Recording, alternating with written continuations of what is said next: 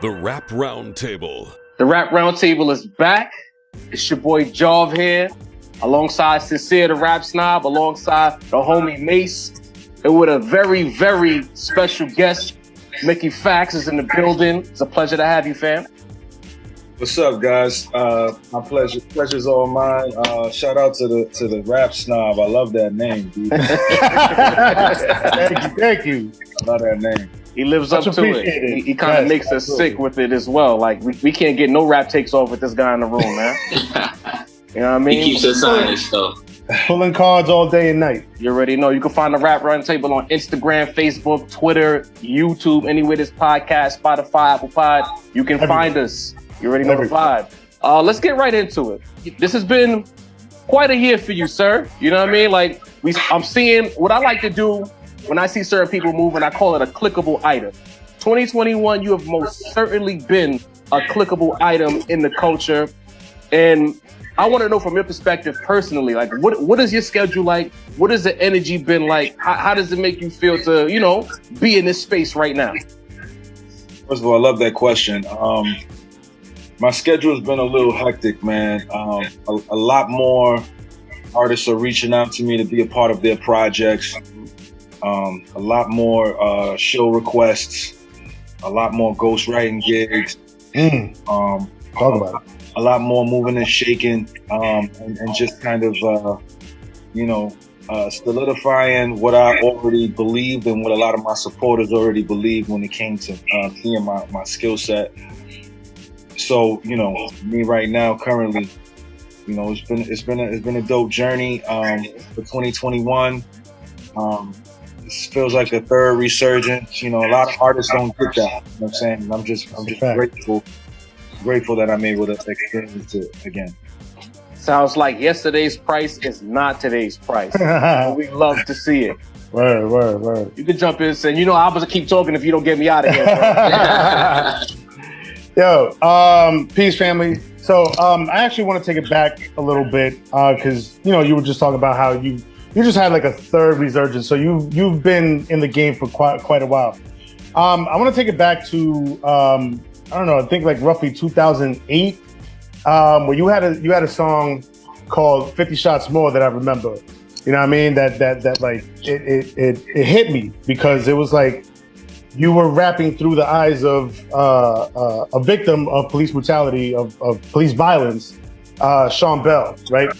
And so you've been on that tip from early on, and you're still on that tip because I'm listening to you on the latest project with Blue and Knots. You've always been on that tip. How important do you think, or do you feel that socially conscious raps, how important do you feel that is to the game? I mean, you got to think about one of the most powerful records ever. Fuck the police. And Fight the Power. Those, you know, for a very long time before the Benjamins came out and Nothing But a G Thing, you know, Fuck the Police and Fight the Power were #1 and #2 songs in hip hop history at that point because of the movement that came along with it. Right. And, you know, you would have thought that some change would have happened within society in America, being that they were more accepting of hip hop, right? The children of hip hop were in the 80s and the 90s, right? And now you got to think about how the white kids, you know, that listen to the NWA and Public Enemy, they're now in their 40s, the same way we are, right? And there still is racism going on, right? And they're gonna listen to, you know, the Little Pumps, and they're gonna grow up the same way, and there'll still be some racism in there. Exactly. So for me and my fan base, my support system, I find it imperative that I have to speak on police brutality, what's going on with the government, at least one time, right? Like, I'm gonna give you the bars, I'm gonna give you my relationship woes, I'm gonna give you some financial literacy, I'm gonna tell you about what video game I'm playing, but we also gonna talk about these social issues that's going on within our communities. We gotta touch on this because it hasn't stopped. My first placement on a blog was I'm Sean, 50 Shots More, right? And you got to, the last record that I put out, right, is Dark Soul. It's all pre-planned, right? And every project, I speak on something. I speak on something that's going on, whether it be George Floyd, or whether it be Sandra Bland, or whether it be Philando Castile. Something I have to speak on it because we as Black people, Black men, right? We experience the fear, just the concept of fear just from driving. We see car lights behind us; they don't even got to be for us, and there's a jolt of butterflies that run through our body because we don't know if today is our last day. So I feel like it is imperative for me as a Black man, a Black artist, to speak on these topics every chance I get, at least one time on one project. We got to remind people, yeah, we're going to have fun, you're going to love these bars, but let's not forget what we go through on a daily basis as well. That's absolutely. Absolutely. You know what? You spoke essentially to the essence of the culture. And we spoke about it on a recent podcast where like we're becoming the angry old rap fans. We feel like certain acts for a long segment of rap kind of forgot what their responsibilities were to the sport, you know, when it came to lyricism, when it came to content. So hearing you say that is a super bonus because we appreciate those that understand the rules of engagement when it comes to rap. I know, you know, we want to get rich. Everybody wants to get rich. But when you start making words rhyme and you're rapping on the beat, there's a certain rule of engagement that is required of you, and I appreciate you for saying that. Speaking of the essence, when it comes to rap right now, we'd like to say here that the pandemic, the only good thing that came out of the pandemic is the rapping. Everyone being inside, it made people step their bars up. It feels as though rap or rapidy rap, as it's called, is back in the forefront, or at least it has a segment of the forefront where bars matter. Bars matter. Absolutely. So I wanted to ask you, from your perspective, do you feel that way? Do you see like if there's a shift happening in the culture and there's more room for spitters yet again? Absolutely, man. When you got guys like Griselda, you got guys like Rock Marcy, RJ Payne, Ransom, and everybody else that falls under that umbrella, you know, constantly pushing the pen, constantly trying to elevate the culture in terms of lyricism. Yes, the pandemic has caused a lot of resurgences of a lot of artists and brung lyrics to the forefront a little bit more.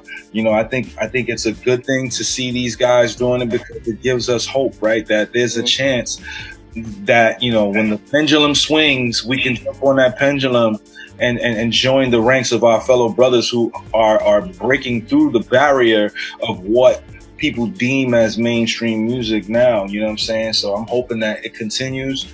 I'm going to play my part. And if I have to be shoulders that somebody else got to stand on to get there, then let's make it happen. But I'm going to play my part in adding to the legacy of lyricism within hip hop as every day that passes. You know? I love to hear it. Beautiful, beautiful. So what's actually driving you creatively these days? Because just like my brother said, having a career resurgence like you've had, it doesn't come without dedication into the craft. So I'm wondering, you know, when you get, what's driving you these days? You know what I mean? Is it the love of hip hop? Is it the newfound competitiveness? When you get in the studio, what does Mickey have in his head? What you thinking about?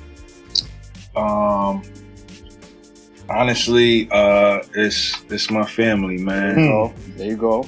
My family is what drives me. You know, if I don't work, we don't eat. So, you know, I've always had this not competitive spirit, but this creative spirit to do things that a lot of artists try not to do.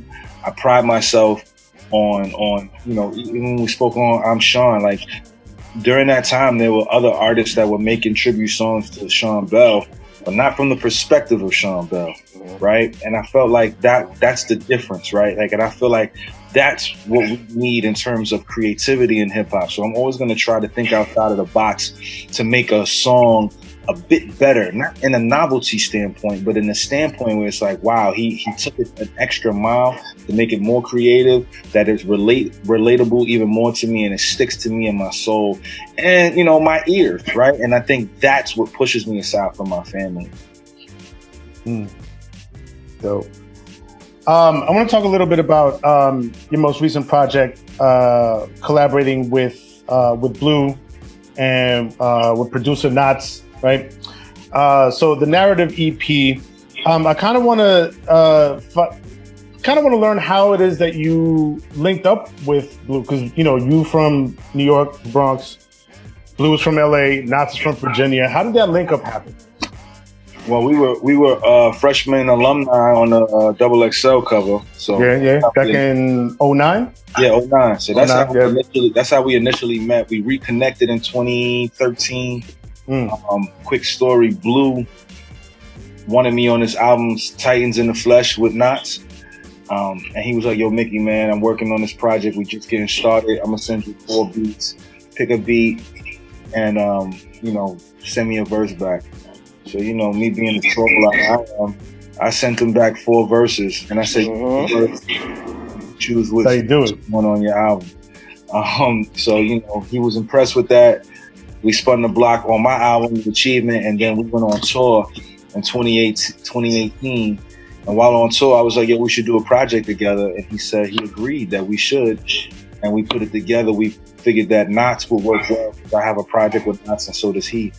And the synergy worked well. You got a master lyricist who's always trying to wow the people's ears and minds.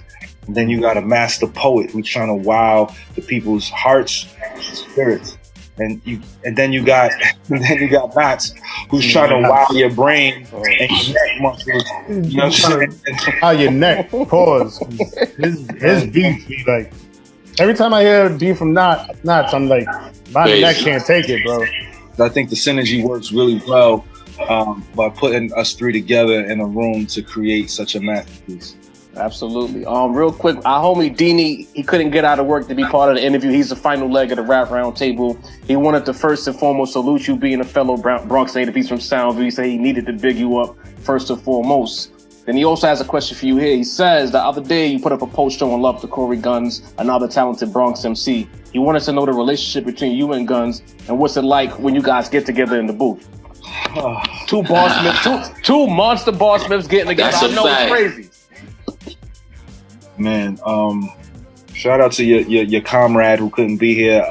My apologies for pushing this up a little early. Got to shoot a video later, and I wanted to keep my word with you guys for today. You know what it is, man. Yeah. But to answer his question, it is extremely stressful. Because Corey is one of the most technically gifted, prolific lyricists that we've ever heard, right? And I think the shock value of seeing him as a young kid, and being the son of a hip hop father, you know, shows the growth of hip hop, right? And watching him when I was still trying to come up, and then saying, you know, one day me and him was going to be repping the Bronx, and then we finally get together in ciphers and sometimes on songs, and you know, I be in fan mode, man. I'm sorry, man. Like it's not really fair. It's more so I just be amazed, you know, because he's so talented. Like I can do what he does, but I could never do it better than him because he's who he is. But it's always just dope to just sit back and just be like, God damn, this nigga's talented, man. And, you know, I love him to death. I miss him because I haven't seen him in a long time, and I miss that. It wasn't like a competitive thing where like we had issues. It was more like, I think he feels how I feel when I made that post. It's like, oh man, I gotta rap with Mickey today. He's gonna put me to work. And that to me was this Bronx energy. We never wanted to stop. Like, it's like, yo, whoever, you know, we stop when we feel like stopping, you know what I'm saying? And I love him for that. Now, Mick, I'm secretly the battle rap stand on here of the crew. You know what I mean? So we know about your classics. with DNA. That's one of the best battles in history. We know about you in Daylight Trading Classic Bars. What's the chance we gonna see you now that the stages is open back up? I know you was watching Summer Madness 11. You know what I mean? Seeing how that went. Yeah. You know what I mean? What's the chances we might see Mickey in a Chilla Jones or a JC or maybe even a Loaded Lux? You know what I mean? We know the pen is elite, so only certain Barsmiths can go up against you on that stage. Well, me and Chilla Jones are damn near like brothers, so that'll never happen. I'm sorry. Copy. Unless they got $1 million for both of us. Me and JC probably won't happen because my next one will be on RBE. I wouldn't be mad at a Lux matchup, but I don't know if it makes sense currently since there's so many people asking for him. So my next possible person that I'm hoping will happen next year would be Iron Solomon. Okay. You know, and I see you in that battle rap community. That's kind of official. I like that. I mean, I got Mickey though. I think that he's a very formidable opponent. He's a legend, Mount Rushmore community. One of the best pens that the culture's ever seen. Great freestyler, rebuttaler.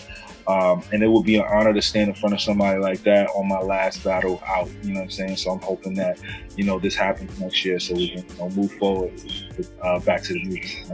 Copy that. Shouts to RBE too. I think that would be dope.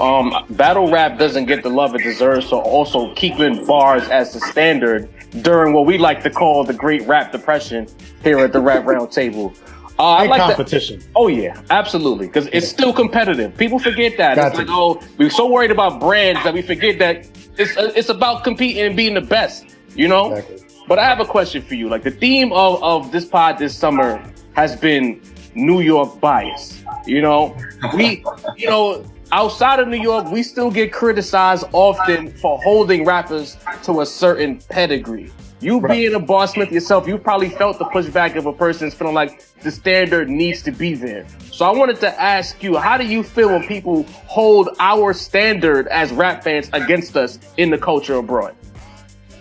I mean, I feel like it's warranted, but it's unwarranted. It's hard for us to break out of a certain thought process when we created this, right? So we're always going to go back to the old text and the old manuscript of how this thing started, right? And we're always going to want to hold dear to that. But, evolution is a part of life, not just music.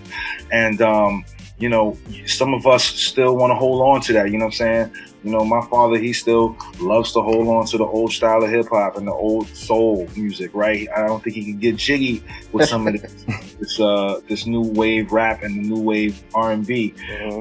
Doesn't negate his opinions and his feelings. It just, you got to also be able to understand it, right? So like, for me, like I embrace the younger generation because I know what it's like to listen to DMX be barking and my mother like, what are you barking about? Who are you barking at, right? So like we gotta also remember like when mumble rap came out, we didn't understand it, but it's a talent to do that, man. Like I tried, man. That thing it's a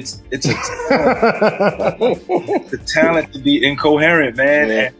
And to do it at a high level. So I have an affinity for anybody that can create something out of nothing and make it a place where it could be profitable. My only issue is when the wealth in terms of the spreading the pie with what we hear in certain popular podcasts and radio stations and playlists, if it's not an equal separation between the Griseldas, put Griseldas with the Trippie Reds and the Lil Uzi Vert with the Grandsons, the variety, and then we're back to the 90s. Right. That's the issue. The issue is not these new artists. The issue is the spreading of what's being promoted and pushed. I would love to see Westside Gunn on a Summer Jam stage, and I would love to see Lil Uzi Vert go to Rap City in the booth. Yes. I want to see this, right? Because that's what hip hop is about. Not just pushing one genre in our faces all the time. It's not what it's about. It's about sharing the wealth and spreading it out so that we can get the Fushnikins the same way we can get Wu-Tang, and we can get Das Effects the same way we can get Nas, and we can get Young MC the same way we can get Biggie, and it's all equalized. I love to hear it. I see that a lot because these guys give me shit, honestly, for being I'm the oldest at the Rap Roundtable. For being the rap snob. I'm the oldest. I'm the rap snob. I'm the old head at the table. But when it comes down to it, I say exactly what you just said, which is we need sort of the variety and the diversity of sounds at the forefront, right? It can't be we just push one sound forward and all the other sounds get left behind, right? Because back in the day, I used to listen to Hot 97 and all the other hip hop stations, and J. Rue the Damager would play back to back with Biggie and Puff. You know what I mean? So it's like, and Boot Camp, Black Moon, next to LL Cool J. You know what I mean? So that's what I'm looking for. It's funny that you mentioned that now, because the question I had for you next is one of my favorite freestyles that I've heard recently from you that I saw you posted on IG. Was you reminiscing about the 90s era, right? About Martin and Biggie and the Bad Boy era and all that stuff. Is that, in fact, your favorite era? And if it is, why is that? I have two favorite eras, and I think a lot of people who are artists are probably going to agree with this. Whatever era that you got into hip hop is the era that you're going to love. Right. Very true. And the era that you got recognized in is probably what every artist is gonna love. So I love the early, I would say 92 to about 98. I love that era. 6 years, and then 08 to about 2013. My era. My initial entrance into the game, which is another 6-year era. I love those eras because both had resurgences of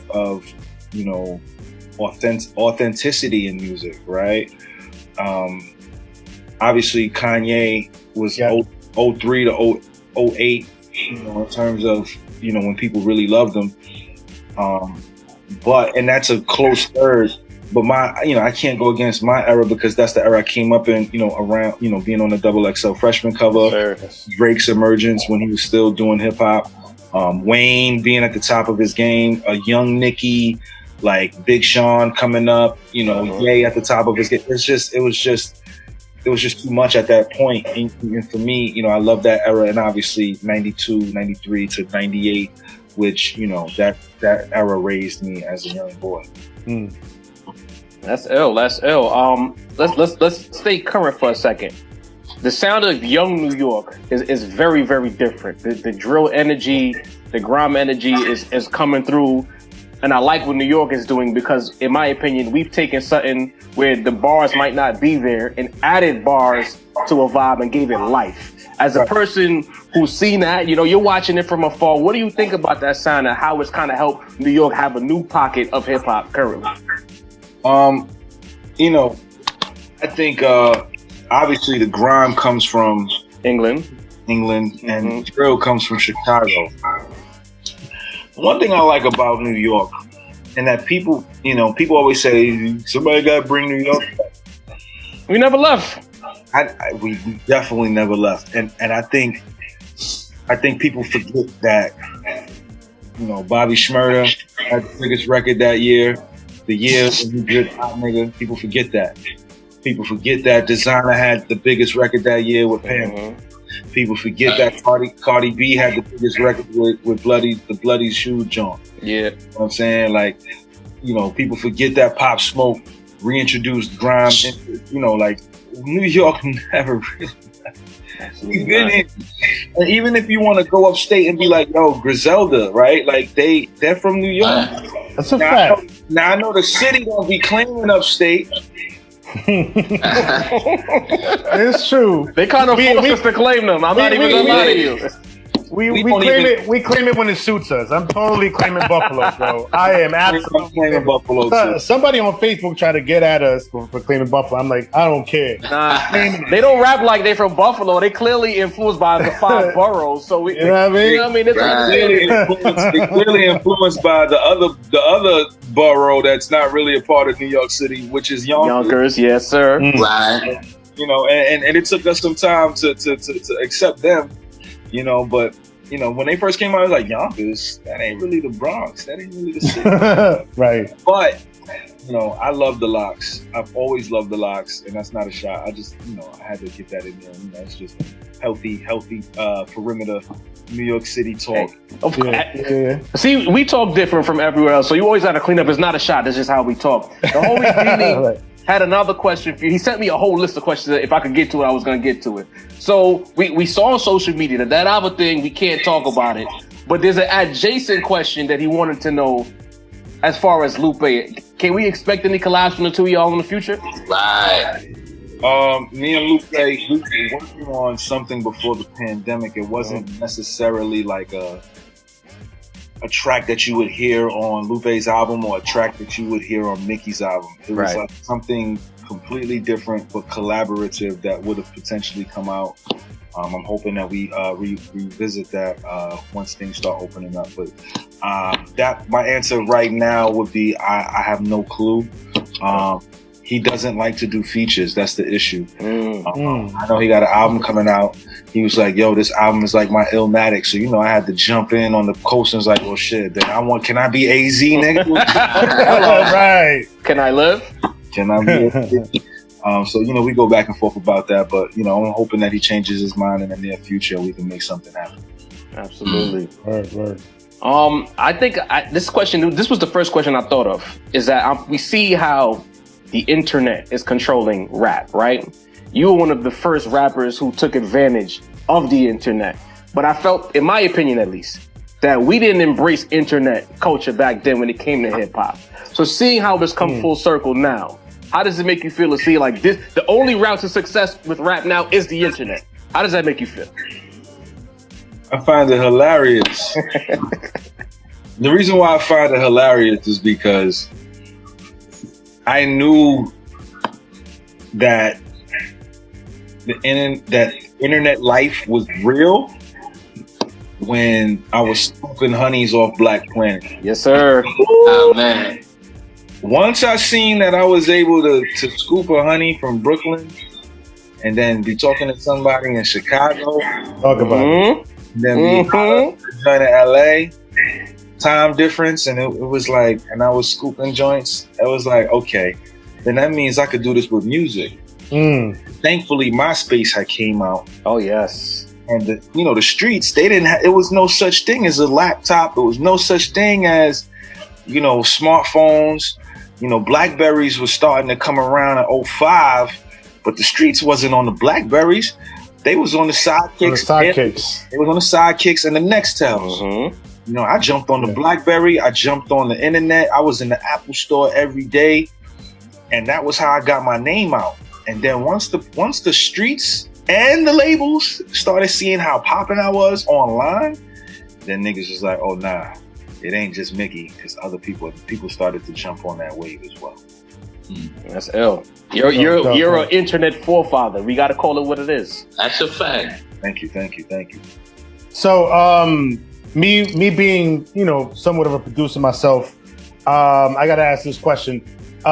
What are some producers that you're looking to work with now or in the future? Anyone that's got your ear open? Yeah, absolutely. Key Wayne. We've been supposed to put a project together. I don't know what's taking us so long to get it done, but me and him definitely need to get in the booth and work. Pete Rock, we're actually working on something special for next year. Me and Crisis, we got something coming next year.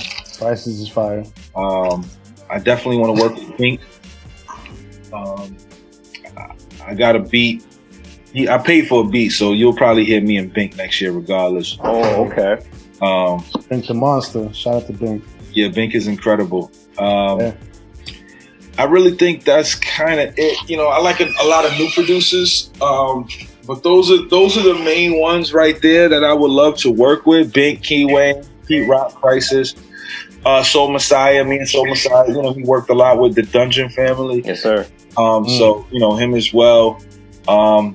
But aside from that, whoever wants to work with me, I'm down to work.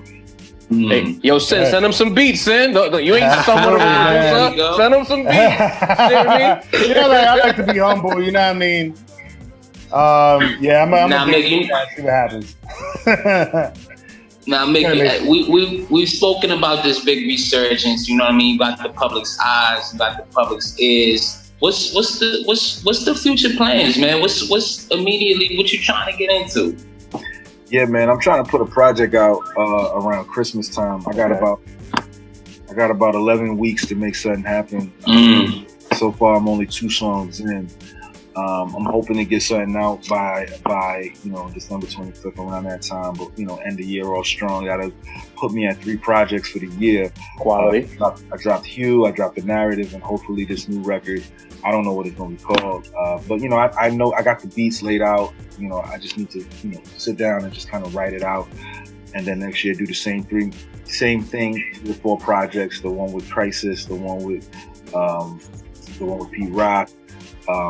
Probably do like not a trap project, but something in that vein, and a couple other secret stuff that I'm putting together.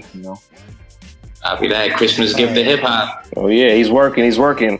Mickey Factz, we appreciate you coming on, giving us your time. We know you got to go do this video shoot, but for the people who may still be living under a rock, we just need you to forward them your social media handles, where they can find you, where they can get your music, where they can tap in with you.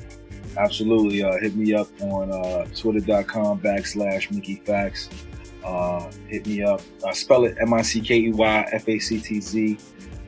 Hit me up on facebook.com/official Mickey Factz. Also Instagram Mickey.Factz. And blackplanet.com / I'm just playing. Yo, we appreciate you, family. Much love. All right, take it easy, mate. Appreciate it. Thank you, fam. Yes, sir.